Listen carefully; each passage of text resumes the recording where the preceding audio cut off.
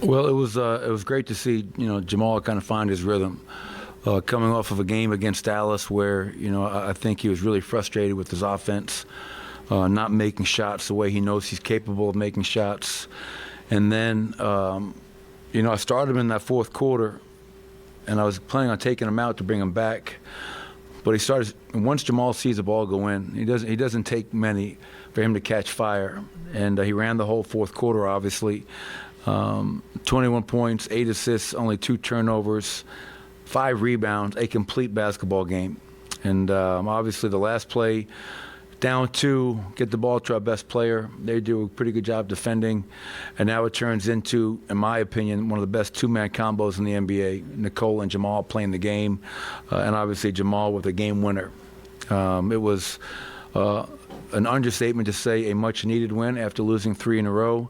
I felt our fourth quarter defense was outstanding, 21 points allowed. And as I told our players, like when we don't turn the ball over and we defend, we're a really good team. Now the challenge is to do that a lot more consistently. And KCP obviously with a huge deflection on that last inbounds play. So a lot of guys stepped up, played well. I thought Christian was great off the bench tonight. Loved his defense. He was our DPOG tonight. And just want to say congratulations to DeAndre Jordan. Tonight was his 1,000th game in the NBA. That's a lot of games. And DJ's been great for us. So really, really thankful that he's here and a part of our family. Did you sense,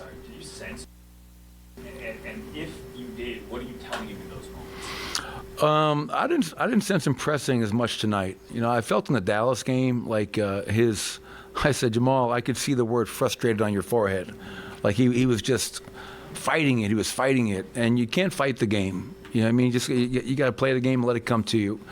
And you do all the little things and the game will be good to you in return. I really believe that.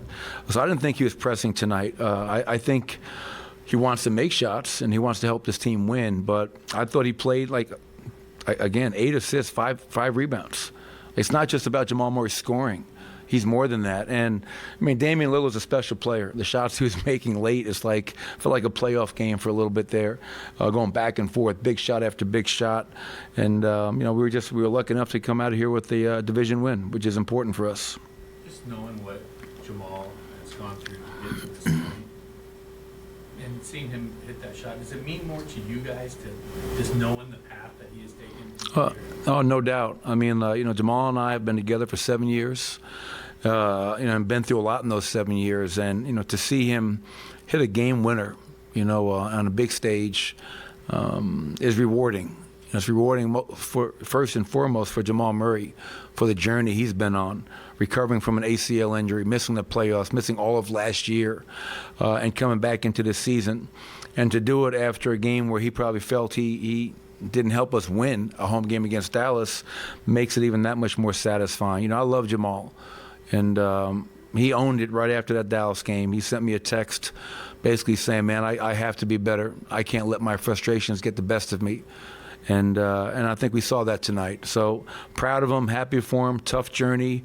And these little victories, these small moments, which life is about, these small moments, allow this journey to be, that much more rewarding. And, it's great to see for him. Coach, the majority of the bench tonight was very positive. Had big runs in the second and fourth quarter after getting beaten the first and third. What does it mean to kind of flip the script at a game like this where sometimes the starters are really leading the way, but they're struggling at times, and the bench now comes in and saves the day a little bit? Yeah, it was great. Anytime we can get positive contributions from our bench, the start of that fourth quarter was great. I thought Jeff and DeAndre manning the front line, along with Jamal, Bones, and Christian.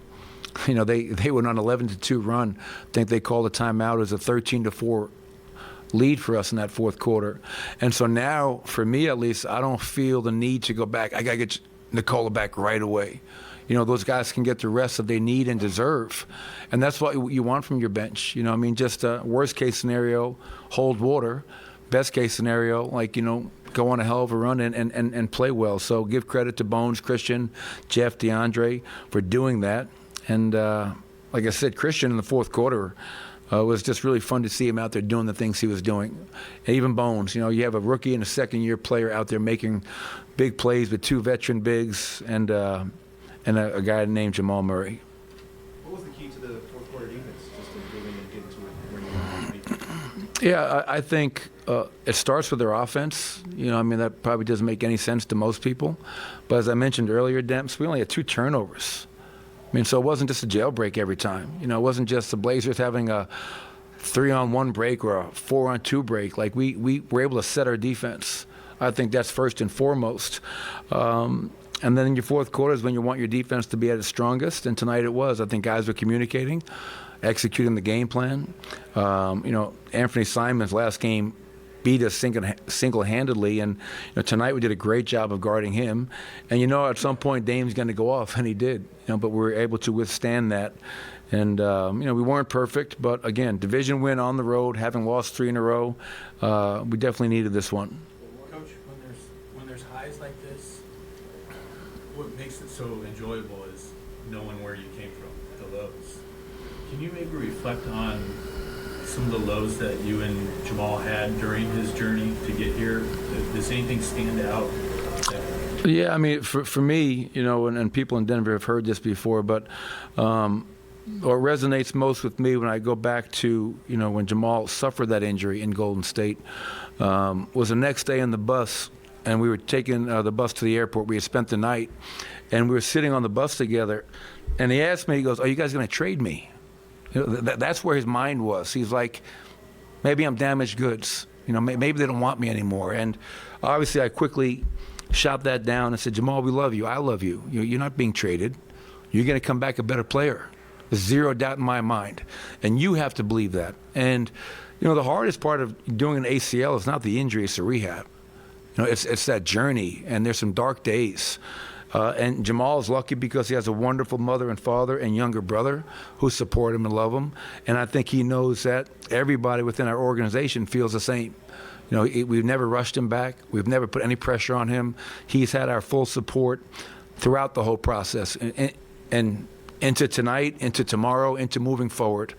And I told Jamal going into this season, man, like, you have to learn to take a deep breath and understand that this is still a process. Just because you're back, you're going to be a better player in a month, Christmas, All-Star, postseason, as you continue to get right.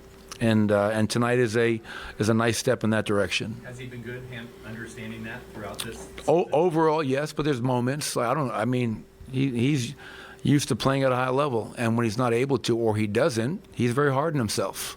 You know, he's hard on himself because he wants to be great, and he's even harder on himself because he wants to help this team. And that's what you want from a young cornerstone of your franchise. Thanks, everybody.